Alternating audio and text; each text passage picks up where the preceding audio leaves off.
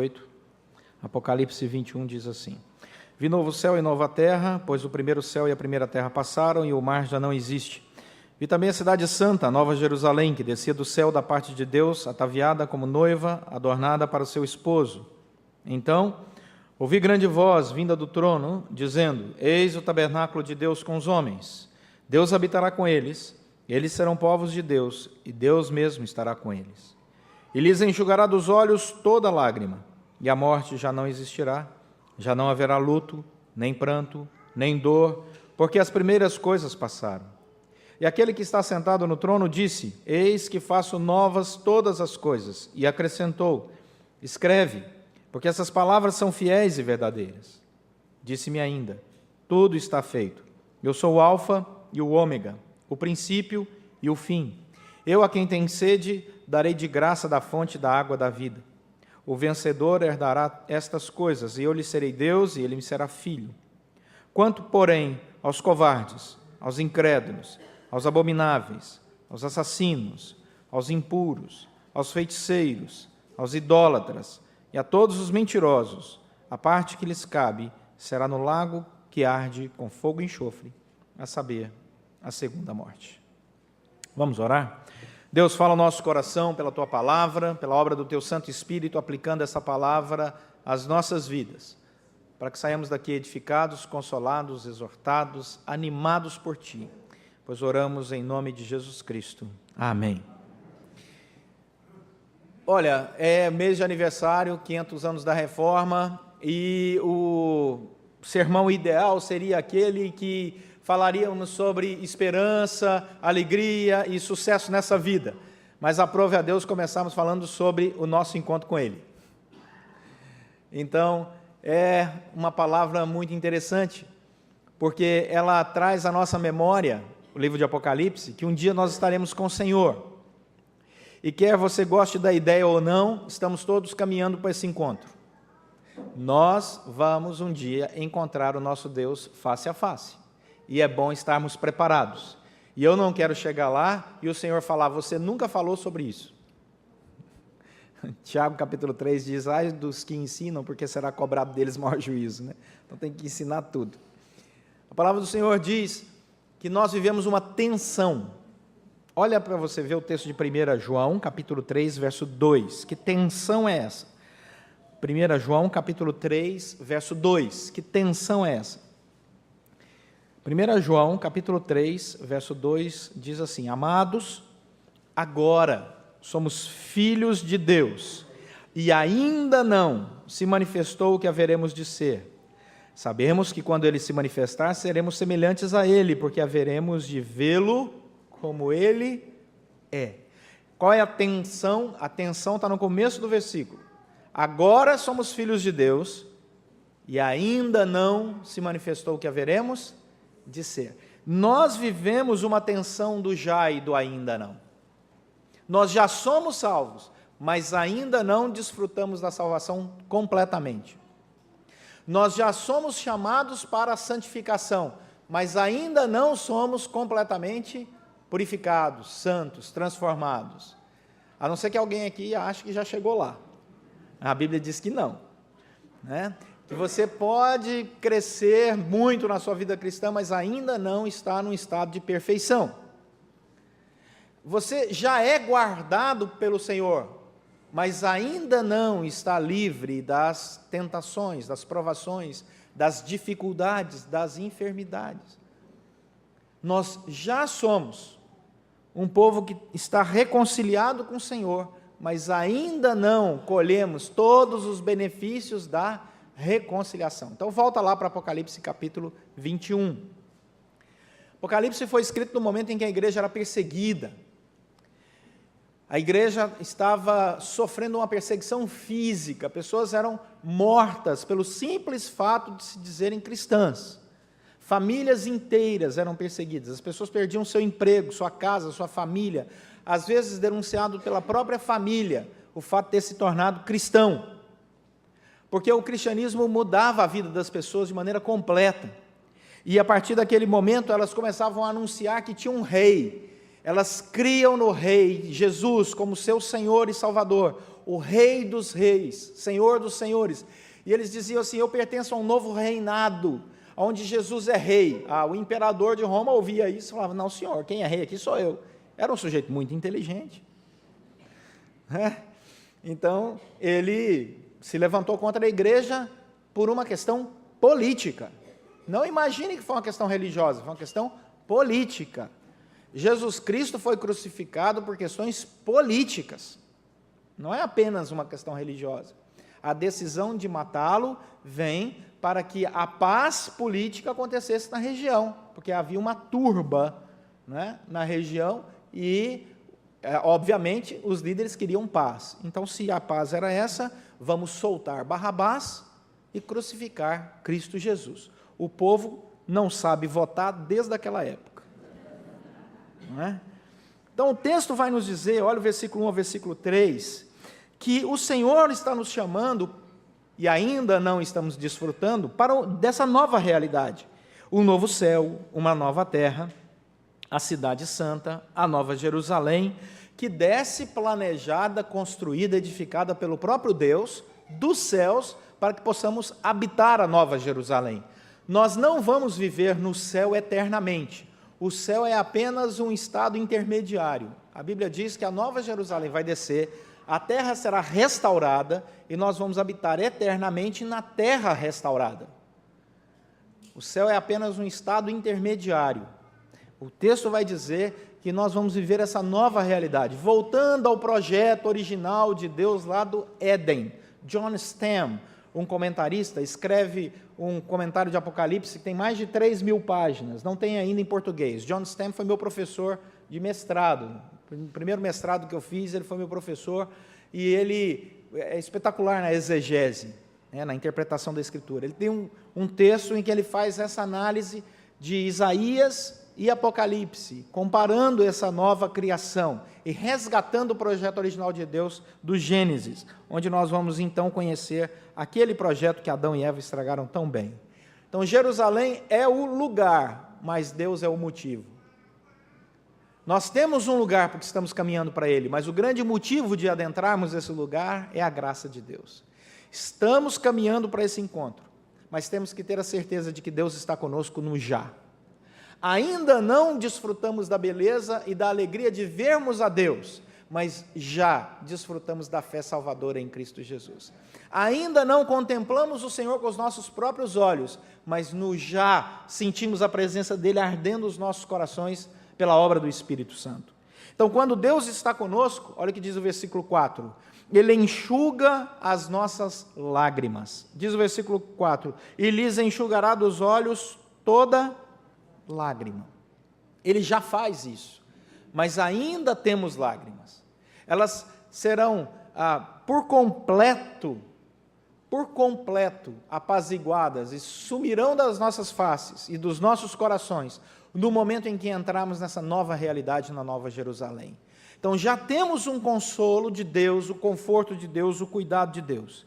Nós temos várias coisas que produzem lágrimas: doenças, coração machucado, possessão demoníaca, culpa, ódio, traição, palavras duras, várias coisas que hoje produzem lágrimas, mas que não existirão na nova realidade. Mas mesmo hoje, quando essas coisas ruins acontecem, o Senhor vem, cuida do nosso coração, restaura a nossa alegria e diz: eu estou com você. Não temas, que eu sou contigo, por onde quer que fores. Versículo 4 diz que quando Deus está conosco, a morte já não existe. É interessante porque a morte, ela tem 3 dimensões. A morte, a palavra morte significa separação.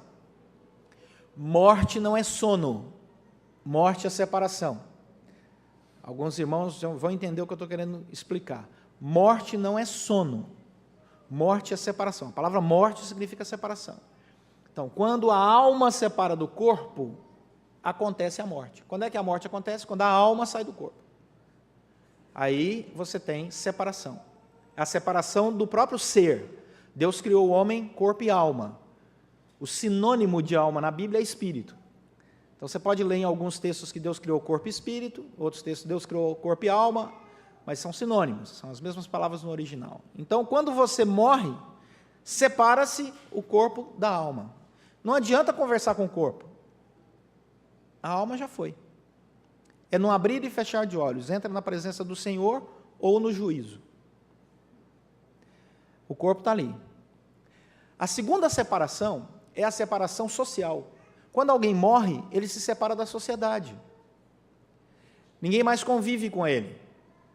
Então, a morte significa separação social. Significa separação do ser, separação da sociedade, mas a morte também tem a dimensão espiritual. Algumas pessoas estão mortas espiritualmente, ou seja, estão separadas do seu Criador espiritualmente. Então, a morte, para nós, ela já não existe espiritualmente falando, porque nós já fomos reconciliados com Deus, mas ela ainda existe fisicamente e socialmente. Mas vai chegar o tempo em que a morte já não existirá na sua plenitude, porque nós já não experimentaremos nem a morte social, o aspecto dela, nem a morte física, no sentido da separação de corpo e alma, porque nós estaremos completamente reconciliados com o Senhor. Portanto, quando Deus está conosco, a morte já não existe, e nós, no fundo, não temos nem medo dela. O cristão verdadeiro não tem medo da morte. Alguns vão dizer, ai Jesus. Não, o cristão verdadeiro, no fundo, tem medo da maneira que vai morrer. E se você quer um conselho, ore. Peça a Deus, Senhor, eu quero morrer assim. Ele te atende. Eu conheço vários casos assim. Então pode pedir, não é pecado não. Senhor, eu quero morrer dormindo. Né? Dormindo, ótimo, pode pedir, não é problema nenhum. E se o Senhor não atender? Depois você me conta. Mas pelo menos você pediu, né? Eu conheci um pastor, já contei essa história aqui há um tempo atrás, conheci um pastor amigo nosso, que ele disse para eu quero morrer pregando. Eu falei, você não tem consideração com as pessoas? Ele falou, não, é meu sonho. E ele morreu pregando. Aposentou, depois de vários anos aposentado, foi chamado para uma pregação especial, num hospital, aniversário do hospital, foi lá, um monte de médico reunido, ele pregando, ele deu uma paradinha, pregando em Lucas, sorriu, e caiu para trás, blum. Eu já disse isso, eu fui lá reconhecer o corpo, lá no IML, na ocasião, e eu cheguei, ele estava sorrindo, aquele sorrisinho assim, eu disse, o senhor aprontou, né? Não adiantava nada, né? Mas a morte não nos causa medo, porque é um abrir e fechar de olhos, a Bíblia diz que é um piscar de olhos, a Bíblia nos diz que você fecha os olhos aqui e abre na nova realidade. Quem disse isso? Jesus. Quando ele fala ao ladrão da cruz, que é muito melhor que todos nós aqui, a promessa dita ao ladrão da cruz. Qual é a promessa? Hoje mesmo estarás comigo no paraíso. Você não vai ficar vagando por aí, sofrendo com seus familiares, intercedendo, não. Hoje mesmo estarás comigo no paraíso. Então nós não temos medo da morte. Aquele ladrão experimentou essa promessa, Paulo diz que é um abrir e fechar de olhos. Portanto, quando Deus está conosco, a morte já não existe. Versículo 4 diz mais, quando Deus está conosco, o luto acaba. Cristão canta em velório. É algo fenomenal, né? Porque nós já desfrutamos do consolo eterno que será completo na presença do Senhor, do conforto completo que será na presença do Senhor. Mas nós sabemos para onde estamos indo pela graça de Deus, não porque eu sou melhor que o outro, ou você é melhor que qualquer outro, mas é graça, a nossa salvação vem pela graça, é um presente de Deus para nós, e nós estamos preparados para esse momento. Então, quando Jesus ele derrama graça sobre os nossos corações, o luto acaba, não há mais dor, a ausência de cor e solidão, pranto, porque Ele consola os nossos corações, Ele nos conforta, Ele restaura a nossa alegria no já e na expectativa do ainda não. Versículo 5, quando Deus está conosco, olha o que diz o versículo 5, tudo se faz novo, Deus muda a nossa vida. A grande beleza do cristianismo é a conversão. Convergir é isso, é você mudar de direção. Deus nos muda. Quando Ele nos faz novas pessoas, os nossos conceitos são transformados, a nossa visão é transformada, os nossos valores são transformados, não por causa de uma religião, é porque a Bíblia, a palavra de Deus, coloca para nós uma visão nova de vida, novos valores. A Bíblia nos ensina a sermos generosos, perdoadores. a fazer separação entre o pecador e o pecado. A Bíblia nos ensina que o mundo perdeu e vai perder cada vez mais a noção de equilíbrio. Tudo que está acontecendo por aí, gente, a Bíblia já dizia que o homem iria de mal a pior, que o homem iria perder toda a sua noção do que é correto, equilibrado. O homem iria fazer isso. E aqui nessa época de Apocalipse, existia lá com certeza o Museu de Arte Moderna de Roma, que também com certeza já começaram lá a perder os seus limites. E nós temos que aprender a odiar o pecado e amar o pecador. Orar pelo pecador e levar a palavra de reconciliação de Deus ao pecador, porque ele está muito perdido e cada vez mais perdido. E as atitudes dele mostram quão perdido ele está. Quão perdido ele está. Por isso a palavra de Deus resgata e dá nova visão, novos valores, novos conceitos, e o nosso coração se alegra, porque nós temos agora uma regra de fé e prática, que é a palavra do Senhor. E ela nos instrui, nos consola, nos dirige, nós não ficamos perdidos por aí. Versículo 6, quando Deus está conosco, nós não temos sede, diz o versículo 6. Que interessante é isso. Ele diz que Ele vai nos saciar a sede. Ele é o Senhor que retira de nós qualquer tipo de sede. E a sede aqui não é só física. Nós somos saciados pela graça de Deus. Deus é a nossa fonte. Quem crer em mim, do seu interior, fluirão rios de água viva.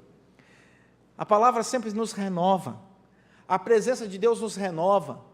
Nós não somos pessoas com características de uma fonte esgotável de recursos. Nós experimentamos uma fonte inesgotável de recursos, e a fonte inesgotável é a Bíblia, é a palavra do Senhor.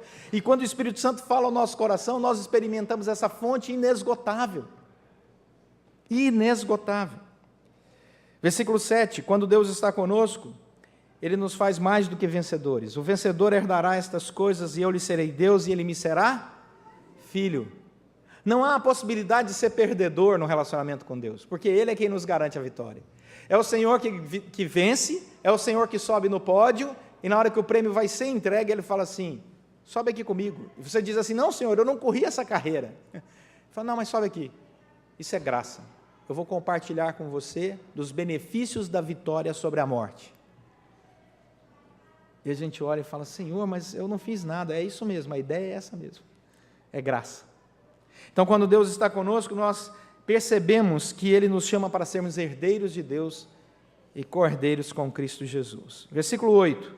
Quando Deus está conosco, Ele nos livra de nós sermos uma lista terrível de coisas.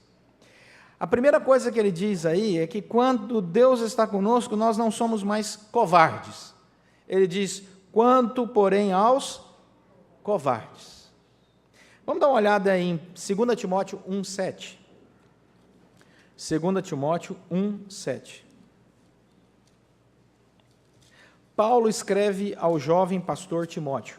Timóteo está chateado, a igreja que ele cuidava não era fácil. Tinha gente lá que dava dor de cabeça para ele o tempo todo. Paulo diz, Timóteo, eu estou orando por você, Timóteo, eu sei que a vida não está fácil, eu conheço algumas pessoinhas ali, pessoas difíceis, mas, versículo 4 do capítulo 1 de 2 Timóteo, Paulo diz, eu me lembro até das tuas lágrimas. Quer dizer que Timóteo chegou ao ponto de chorar, a dor que ele estava sentindo, o trabalho que ele estava tendo naquela igreja. E aí diz no versículo 7, 2 Timóteo 1, 7. Porque Deus, Paulo escrevendo a Timóteo, não nos tem dado espírito de covardia. O cristão não é covarde. O cristão é aquele que se posiciona. Seja o que for, ele se posiciona. Mas ele se posiciona como? O texto continua. Deus não nos tem dado espírito de covardia, mas de poder, amor e de moderação. Nós não fugimos à luta, mas nós vamos debaixo do poder de Deus, do amor e da moderação, porque ser covarde é fugir da sua responsabilidade. E não ser covarde não significa ser violento, ou amigo da violência. Significa se posicionar com poder, com amor e com moderação. Eu não concordo, por isso e por isso. Não vou agredir ninguém, mas não venha dizer para que eu fique calado diante do erro, porque eu não vou ficar calado. A Bíblia diz, não é aquilo que eu penso ou uma igreja diz. A Bíblia diz que os pais devem ter responsabilidade de educar os seus filhos, e os filhos devem ser educados para que não sejam expostos a coisas impróprias. A Bíblia diz isso, a Constituição do Brasil diz isso, o Estatuto da Criança e do Adolescente diz isso. É um direito da criança não ser empurrada para algo que a constrange publicamente. Quem faz isso está passível da penalidade da lei. E um país sério aplica lei a quem quer que seja. Eu oro para que esse país um dia seja sério.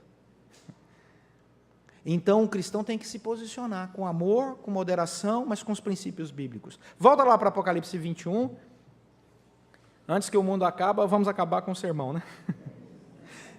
Versículo 8, ele diz o quê? Quanto, porém, aos covardes, aos incrédulos, aos abomináveis, aos assassinos, olha, tanto de coisa que Deus nos livrou de sermos, aos impuros, aos feiticeiros, aos idólatras e a todos os mentirosos, a parte que lhes cabe será no lago que arde com fogo e enxofre, a saber, a segunda morte. Alguns falam assim, esse negócio de inferno é algo que não existe. Né?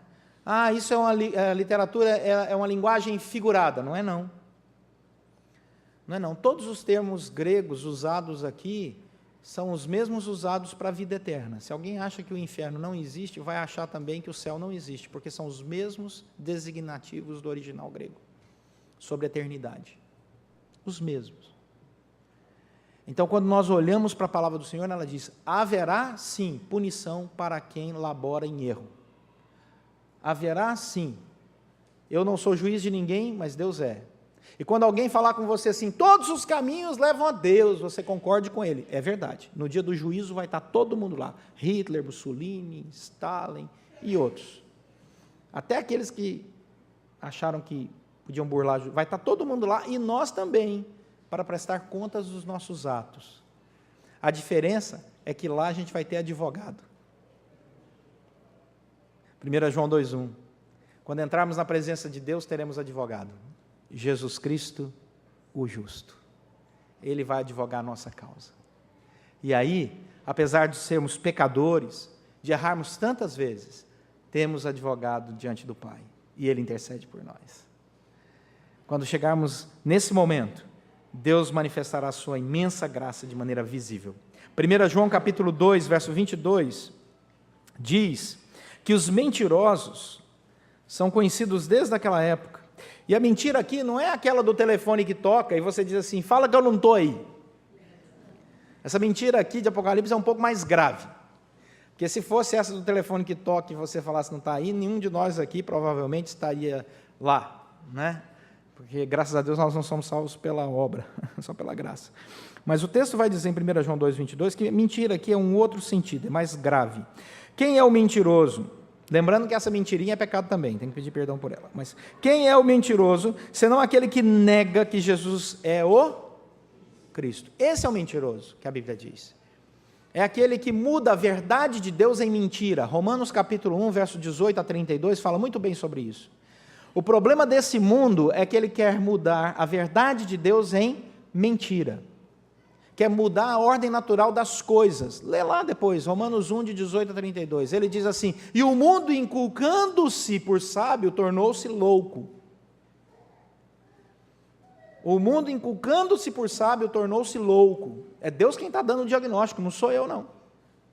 Portanto, nós temos que olhar o que Apocalipse diz, volta lá para Apocalipse 21, e ter no coração gratidão, porque Deus está conosco, nós já experimentamos os benefícios da salvação, mas ainda não desfrutamos dela de maneira completa. Daí, João fala sobre essa verdade para uma igreja sofredora, e ele alegra o nosso coração ao dizer que, pela graça de Deus, quando cremos na palavra do Senhor, na morte e ressurreição de Cristo Jesus por nós, nós estamos livres do inferno e temos a nossa entrada no céu, na Nova Jerusalém, garantida. Daí, a pergunta que não quer calar é: tá bom, pastor, o senhor falou, mas o que é que eu levo para casa, né? Nós vivemos um mundo imediatista. Tudo nosso é para ontem. Tudo nosso é já, agora. Até a nossa internet é de alta velocidade. Nós estamos sempre atrás do agora. Calma aí. Pense a sua vida também na relação do ainda não. Lembre-se, nós estamos caminhando para o encontro com o Senhor. E nós vamos entrar na presença do Senhor com, como a Bíblia diz, levando os nossos frutos. E a pergunta é: quais os frutos que você tem reservado para esse dia? Para apresentar diante do Senhor. Porque a Bíblia diz que pelos frutos nós seremos conhecidos. Eu queria convidar você a curvar a sua fronte, fechar os seus olhos e meditarmos um pouco no que acabamos de ouvir. É um convite, feche seus olhos, porque se a gente fica com os olhos abertos, a gente não medita. É um convite. Eu queria convidar você a pensar um pouco na sua vida. Eu queria convidar você a pensar no seu já, naquilo que já está ocupando a sua agenda. Eu queria perguntar para você e pedir que você pensasse o quanto você tem seriamente pensado no seu encontro com o Senhor, Rei dos Reis, no dia em que Ele te chamar na presença dEle.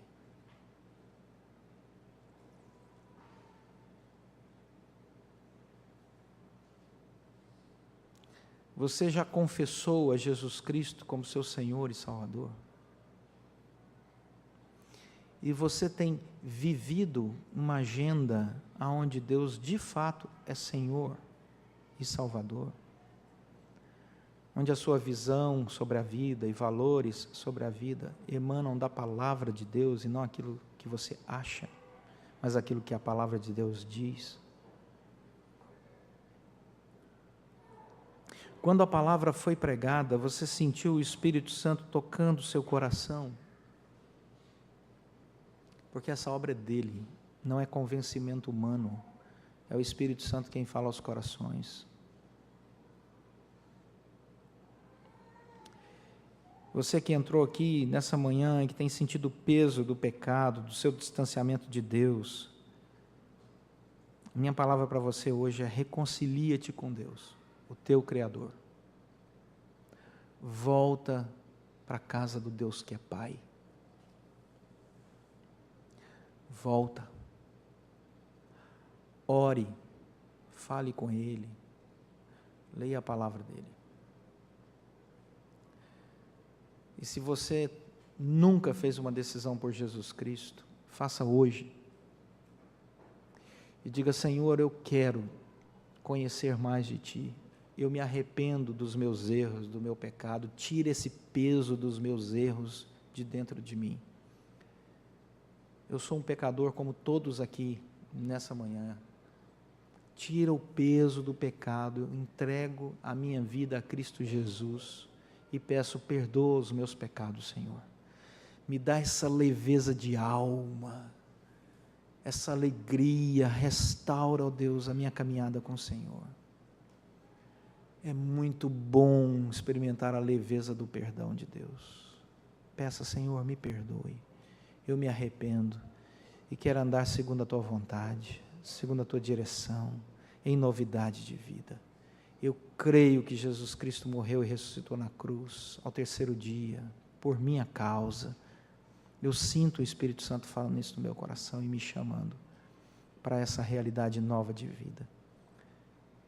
Se você quer, eu quero orar por você. Você não precisa sair daí, estão todos com os seus olhos fechados. Mas eu quero orar de maneira especial por você, nessa manhã, que está fazendo essa decisão agora. Eu quero andar na presença de Cristo. Eu me arrependo e quero andar crendo e servindo a Jesus como meu Senhor e Salvador. Se você sente o Espírito Santo falando isso ao seu coração, levanta a sua mão onde você está, que eu quero orar por você. Deus te abençoe, Deus te abençoe, Deus te abençoe, Deus te abençoe, Deus te abençoe, Deus te abençoe, Deus te abençoe, Deus te abençoe, Deus abençoe, Deus abençoe, Deus abençoe, Deus te abençoe, Deus te abençoe, Deus te abençoe, Deus abençoe, Deus abençoe. Senhor, nosso Deus e Pai, agora, esses amados irmãos e irmãs, com suas mãos levantadas em decisão de uma caminhada especial com o Senhor, ó Deus, que o Teu Santo Espírito aqueça essas vidas, esses corações com alegria, paz, sabedoria, unção do Senhor, capacitação do Senhor para essa caminhada, para a glória do Senhor, que eles desfrutem da alegria que é a vida cristã, como muitos aqui já desfrutam nessa manhã, para a glória do Senhor. Nós oramos assim em nome de Jesus Cristo.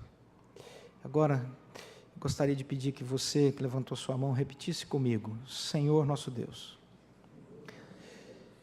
olha para minha alma e tira todo o peso, perdoa, Senhor, o meu pecado.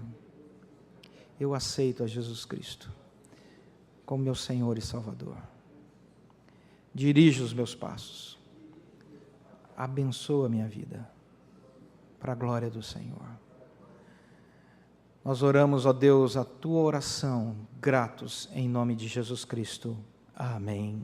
Amém. Que a graça do nosso Senhor e Salvador Jesus, que o amor de Deus, o nosso Pai, que a comunhão terna, eterna e consoladora do Espírito Santo de Cristo Jesus, esteja sobre todos vós, agora e para todo sempre, em nome do Pai, do Filho e do Espírito Santo. Amém.